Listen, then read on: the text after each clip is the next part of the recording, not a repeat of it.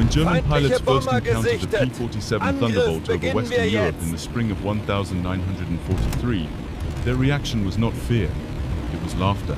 From 25,000 feet, the American fighters climbing toward them looked grotesque, oversized, thick-bodied, almost clumsy.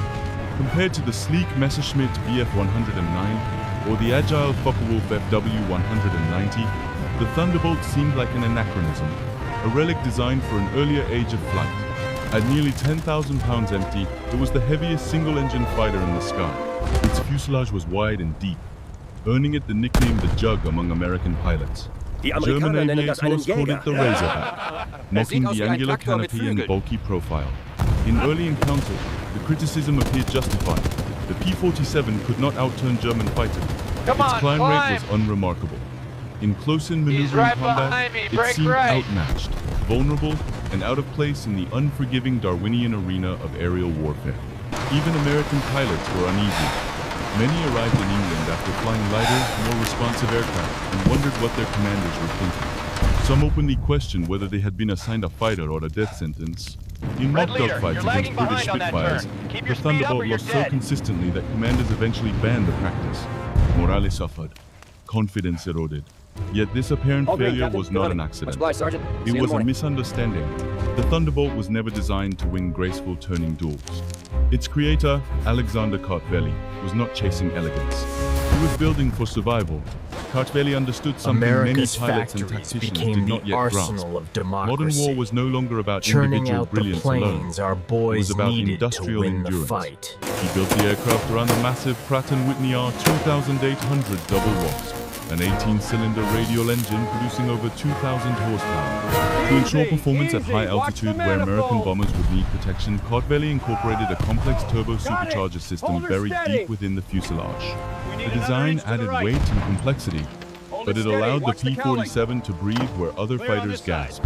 Then came the armor and firepower. 8 50-caliber Browning machine guns, 4 in each wing, carrying a total of 3,400 rounds. When fired together, they produced a torrent of metal, unlike anything seen in a single-engine fighter. Kartveli reportedly acknowledged that his creation would be a dinosaur, but one with good proportions. The problem was timing. In 1943, pilots were still trying to fight the last war's battles. They treated the Thunderbolt like a Spitfire, forcing it into turning engagements it was never meant to survive. What they had not yet learned was that the P-47 did not need to outmaneuver its enemy. It needed to outlast him. That lesson would be learned the hard way, By and holding a once it straight was, course, the bombers the air allowed the war faster over German Europe would interceptors never to be the repeatedly same. break the formation. The breakthrough did not come from a new engine or a redesigned airframe. It came from a change in thinking. The men who unlocked the true potential of the P-47 Thunderbolt were those who stopped asking it to fight like something it was not. Lieutenant Colonel Hubert Zemke understood this before most. Having Follow observed the river Battle up to of Britain here, firsthand, then it's a straight run for he the had drop seen what zone. happened when pilots Expect clung to heavy tradition resistance on the far instead of side. adapting to reality. In the skies over Europe, survival belonged to those who dictated the terms of combat. Zemke realized that the Thunderbolt's greatest strengths were being wasted. It did not need to turn tightly. It did not need to dance. It needed Above the clouds, altitude, the Thunderbolts maintained their speed, vigil, a lethal umbrella and protecting the discipline. bombers below. The tactic he refined was brutally simple. Stay high. Never surrender altitude. When enemy fighters appeared below, dive with overwhelming speed, fire a short, devastating burst, and then climb back to safety before the enemy could respond. It was hit-and-run warfare in 3 dimensions. Boom and zoom. If the German fighters turned, the Thunderbolt would not follow. It would climb, reset, and strike again. In these dives, the P-47 revealed a terrifying advantage. Its mass gave it extraordinary momentum. Thunderbolts could exceed 450 miles per hour in a dive, faster than most German fighters could safely follow. Pilots learned that the aircraft felt almost unstoppable when pointed downhill, a steel hammer falling out of the sky. Then came the moment that transformed reputation into legend. On the 26th of June, 1943, Second Lieutenant Robert S. Johnson was flying escort for American bombers returning from France when his flight was ambushed by experienced Focke-Wulf 190 pilots. The attack was textbook. Cannon shells tore through Johnson's aircraft. His canopy shattered. Fire erupted in the cockpit.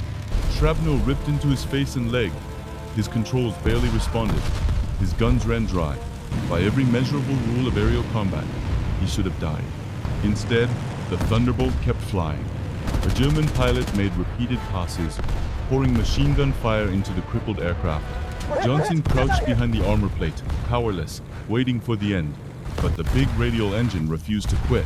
Control surfaces responded just enough. The airframe absorbed punishment that would have destroyed any lighter fighter. When the German pilot finally pulled alongside, he shook his head in disbelief and broke off. He had done everything right, and still the American machine would not fall. Johnson brought the shattered P-47 home. Ground crews counted more than 200 bullet holes. The aircraft was written off. Johnson survived. Word spread quickly. Among American pilots, confidence replaced doubt. Among German pilots, respect replaced mockery. They learned that the Thunderbolt could not be bullied, could not be casually dispatched. It demanded caution, it demanded precision, and once it had altitude, it demanded fear. The P-47 had proven itself in the air, but this was only the beginning. The aircraft that could survive hell at 20,000 feet was about to descend into something far worse and change the war on the ground forever.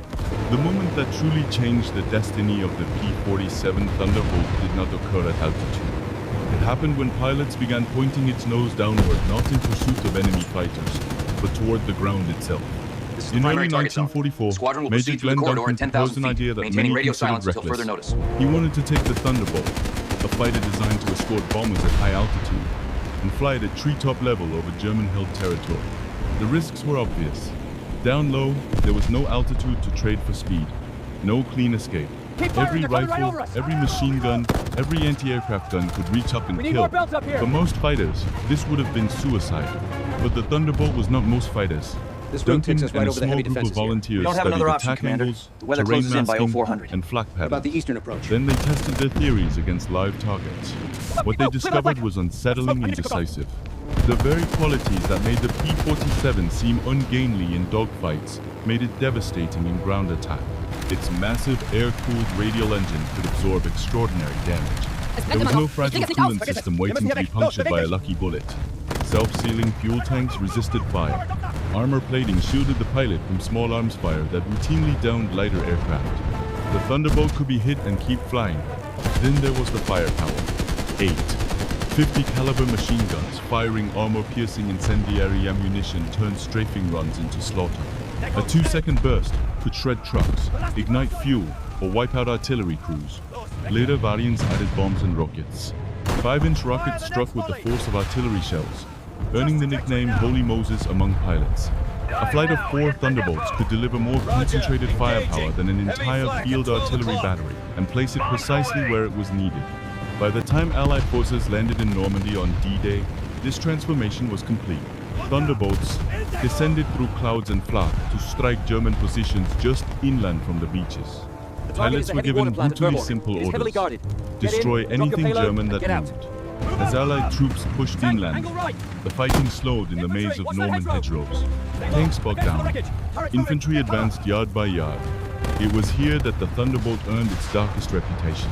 Flying multiple missions per day, pilots attacked convoys, tanks, and troop concentrations relentlessly. Roads became killing zones. Columns vanished in smoke and fire. For German soldiers, the change was immediate and horrifying.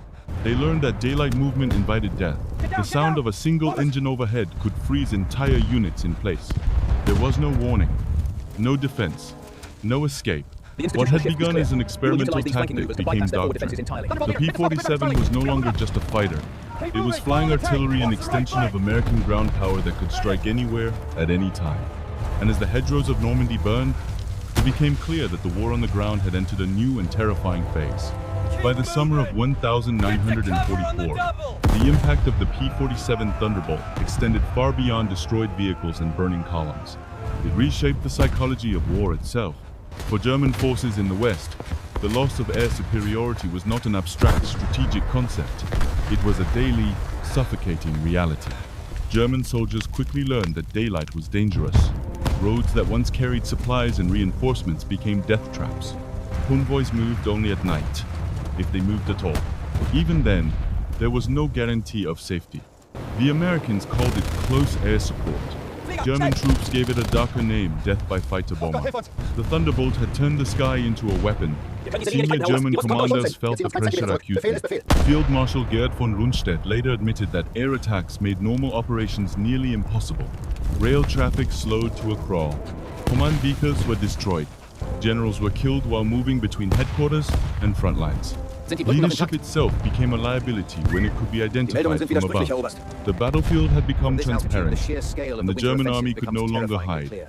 From the American perspective, the effect was transformative. Ground commanders learned that air power was not merely support, but a decisive partner. When units stalled, Thunderbolts could break the deadlock. When German armor threatened a breakthrough, fighter bombers could dismantle it within hours.